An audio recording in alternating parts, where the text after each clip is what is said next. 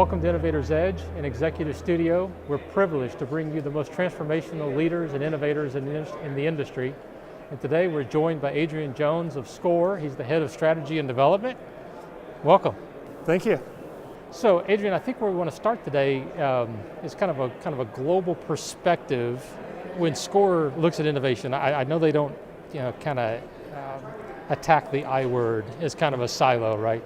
But it's culturally got to be built into the solutions that you provide to your clients, right? Can you speak to the kinds of things that your clients are looking for? Yeah, so if you think about a company like SCOR, we have people all around the world. Spin the globe, put your finger, and there's somebody that knows the clients and the business of insurance in that market. Right.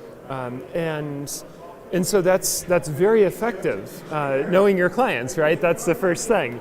That's the idea. Yeah.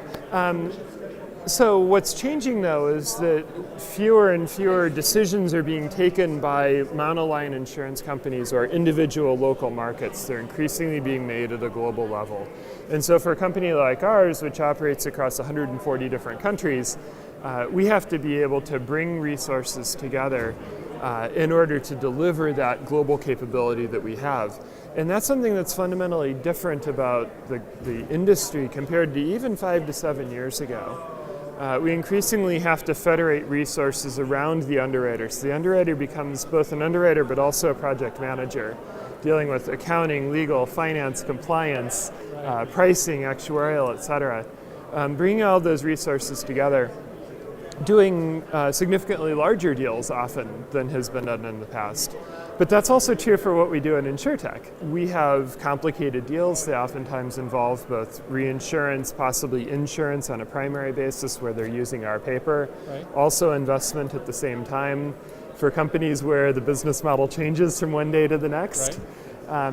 Where you don't really have a clear sense of what's going on from an accounting perspective because, again, the business model is changing. So when we think about innovation around InsurTechs, we're oftentimes thinking of this as a prototype for how to bring those resources together, how to form a project team, and a way of getting people excited about new ways of doing business, both in technology as well as in our traditional business. So SCOR, they could look at it as, okay, from an inside the entity basis, here's how we might look at innovation, what we need to do to satisfy our clients' needs, and then from an outside perspective, we look at the InsurTech, right? And we look at how they have to be able to integrate into all types of legacy systems, all types of cultures to be effective.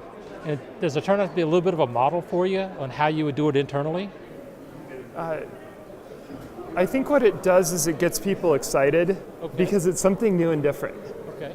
And I've drawn on a lot of resources for the work that I do through the organization, and I, of course, have to thank people and say, look, I'm really grateful that you took time out of your day to work on this project for me. We think it's going to result in a really good relationship. And just about every time people say, this is really interesting. I'm really glad that I was able to do this because it's actually an interesting break from what I typically do, and it gives me a better perspective on the organization. Turns out innovation is fun, huh? Yeah, actually. It's fun and it creates excitement, and when that happens, it's a very, with the dopamine or whatever it is, that the chemistry that gets that going, there's a little bit of a charge, and it gets everybody excited, and the culture moves forward like that, right? I just don't say innovation, though. I don't say, let's go out and innovate. Yeah. I say, actually, here's a deal we can do with a company that's going to be really beneficial for us. Yep. And Let's success breeds success. Yeah, exactly. Or success breeds, I want to do something else that could be successful. Yeah.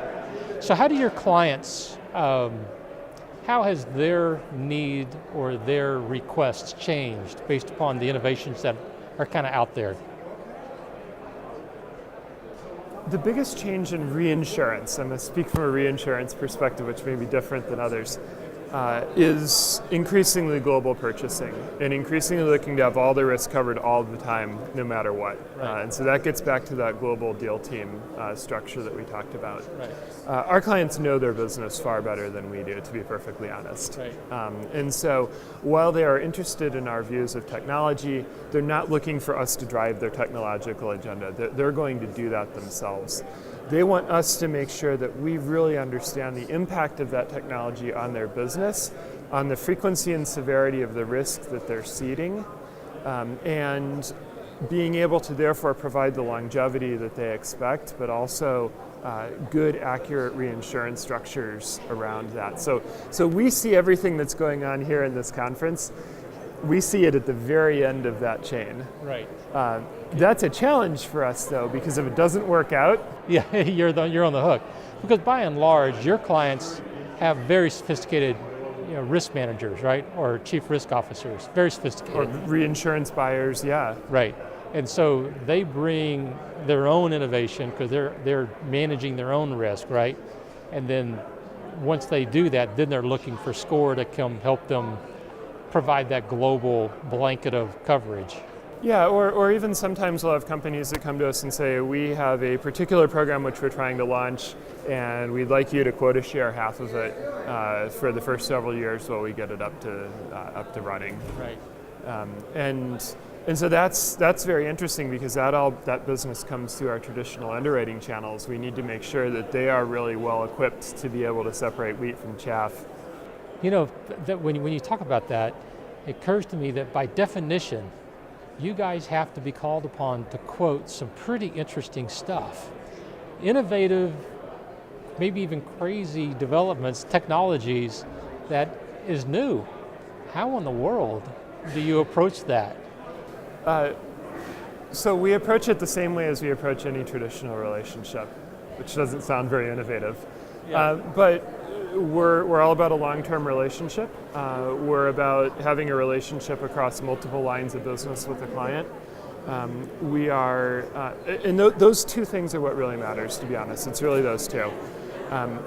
If we're doing a long-term relationship, then we have some good years and we have some bad years. That's particularly important when you're launching a new product. We know that the first couple of years are not going to be good. Yeah. They're almost always going to be worse than anybody thinks. Right. So having that long-term relationship to see it through to success is very important so that we benefit from the success as well.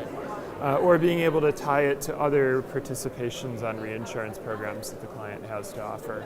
Right. So we look at things like that in order to get comfortable with risk that, frankly, it can sometimes be pretty tough to get comfortable with. Oh, I bet.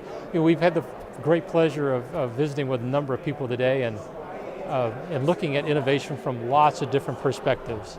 And so we conclude our day with SCOR, who's kind of a unique player in the market, right? And I think it just intrigues me that that SCOR has this innovative culture and approach internally. The SCOR has this relationship with insurtechs, and then SCOR is in the business of writing coverage for oftentimes super innovative companies. So you're right in the middle of it. Do you ever get relief from all the innovation and all the transformation going on around you? My poor wife and baby. No. Yeah, exactly. That's what I was I afraid haven't of. been to the gym as often as I need to be. Yeah. I have not been spending as much time with my 1-year-old as I need to be. Yeah. But there's a lot going on. I'm in the States 3 times in October from Paris. I've well exceeded executive platinum status on American. Right. So All the facts speak for themselves, kind of what your life is like in the world of innovation, right? yeah. And when things go wrong, we have an emergency supply of wine, being a French company. There you go. And a corkscrew, and sometimes Friday at 5 o'clock, Yeah. we just have to pull it out. Exactly. So all the insurtechs that I work with, I always am bringing them things from duty free There in you Paris. go. There you go. So I suggest that they break them out either at the end of the day where we now are, or on their launch day. Exactly. Adrian, what a great pleasure. Thank you so Thanks, much. good to see you. Appreciate it. Take care.